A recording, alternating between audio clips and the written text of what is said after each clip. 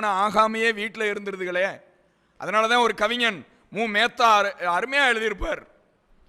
பூக்களிலே நானும் ஒரு பூவாக பிறப்படுத்தேன், பூக்களிலே நானும் ஒரு பூவாக பிறப்படுத்தேன், பூவாக பிறப்படுத்தும் பூமாலை ஆகலையே, பூமாலை ஆகலையே, ஒரு பொன் விரல்கள் தீண்டலையேன்னு எழுதியிருப்பார். என்ன அர்த்தம் தெரியுமா? அரளிப்பூ அழுகிறதும் பார்.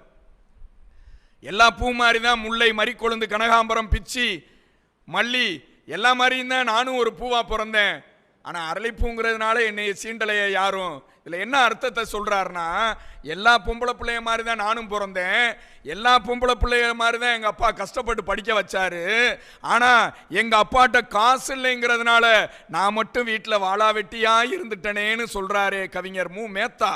பூக்களிலே நானும் ஒரு பூவாக பிறப்படுத்தேன், பூவாக புறப்படுத்தும் பூமாலையாகலையே, பூமாலையாகலையே, ஒரு பொன் விரல்கள் தீண்டலையேன்னு